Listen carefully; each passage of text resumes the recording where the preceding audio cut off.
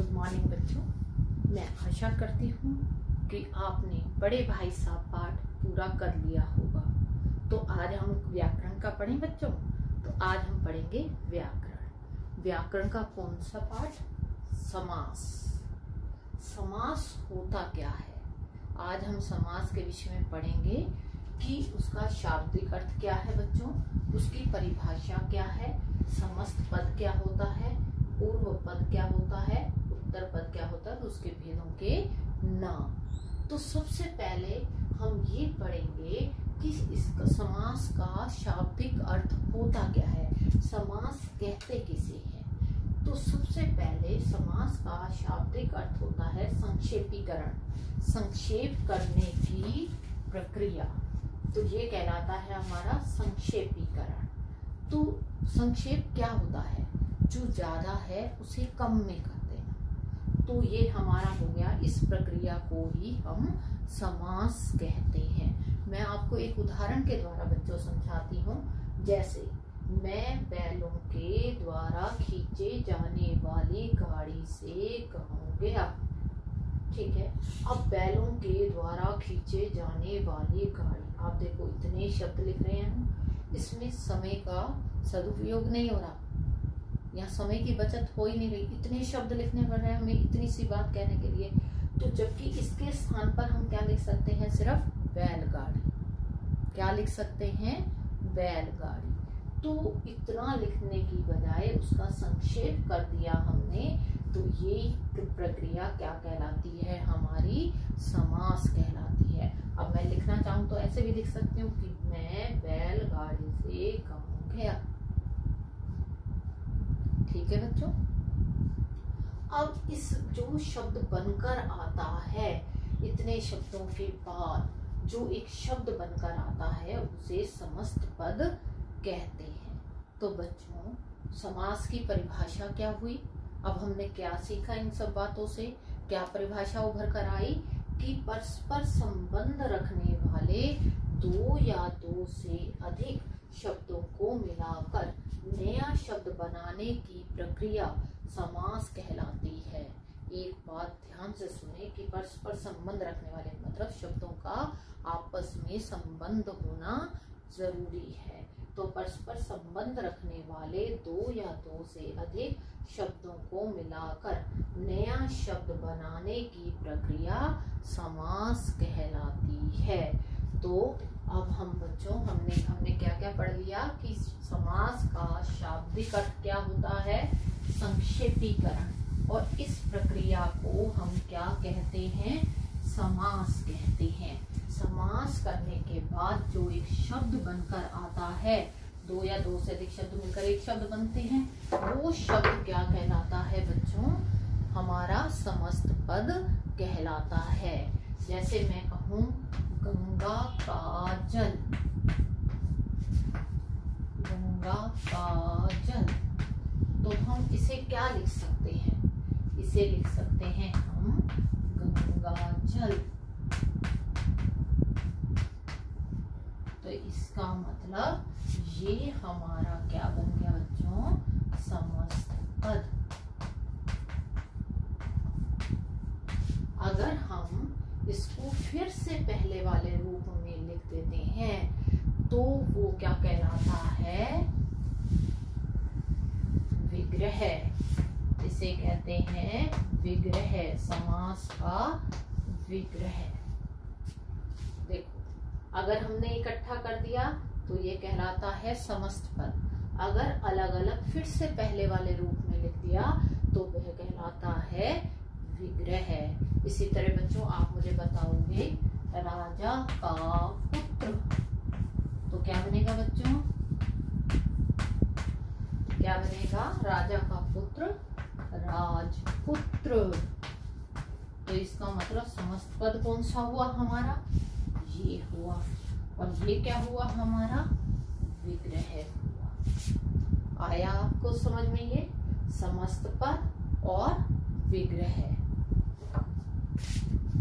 अब हम सीखेंगे बच्चों कि इसमें समास करते हुए हमें सबसे पहले ये सीखना आवश्यक है कि इसमें पूर्व पद कौन सा होता है और उत्तर पद कौन सा होता है। अब देखो मैंने लिखा गंगाजल, अभी मैंने आपको लिख कर बताया, या दूसरा शब्द मैंने अभी अभी आपको बताती हूँ। गंगा ये हमारा पहला शब्द है और ये हमारा दूसरा शब्द है। तो ये पहला हो गया पहला पद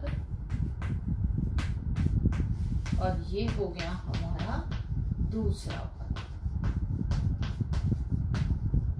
इसको हम पूर्व पद कहते हैं बच्चों।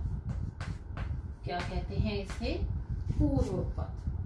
पहला जो भी पद होगा उसको पूर्व पद कहते हैं और दूसरे को क्या बोलते हैं बेटा? उत्तर पद। पहला जो समस्त पद होगा उस समस्त पद का पहला शब्द पूर्व पद कहलाता है और दूसरा जो शब्द है या दूसरा जो पद है वो उत्तर पद कहलाता है। आया बच्चों इतना समझ में? समस्त पद और हमारा विग्रह और दूसरी बात पूर्व पद और उत्तर पद। एक तो और भी आपको उदाहरण समझाती हूँ मैं, आप ध्यान से कीजिएगा और ध्यान से समझिएगा। हम बेशक कम करेंगे, धीरे चलेंगे, पर आपको समझ में आना जरूरी है। फिर से हम चलते हैं। जैसे मैंने कहा रसोई घर, ये बच्चों क्या है? हमारा समस्त पद। इसे क्या बोलेंगे? समस्त पद। अगर मैं कहूं इसका विग्रह कीजिए तो क्या बनेगा? इसका विग्रह बनेगा रसोई के लिए घर।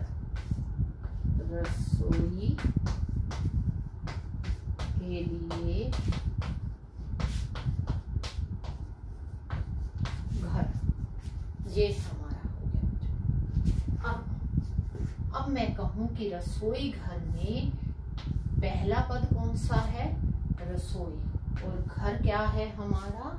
उत्तर पद। ये हो गया पूर्व पद, ये हो गया उत्तर पद। तो इसकी प्रधानता है बच्चों, क्योंकि उसी के अनुसार उसके भेदों का वर्णन किया जाता है।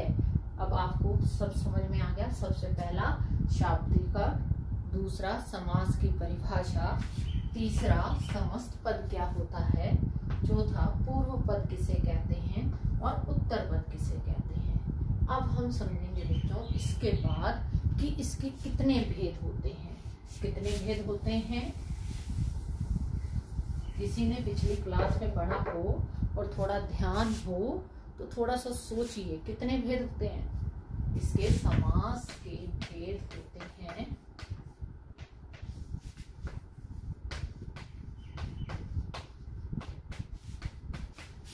बच्चों 6 भेद। कितने भेद होते हैं? 6 भेद होते हैं। आपको दिखाई दे रहा है सही से?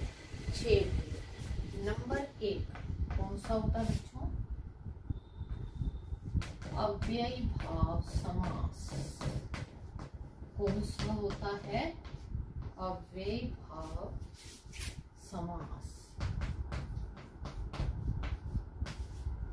दूसरा होता है तत्पुरुष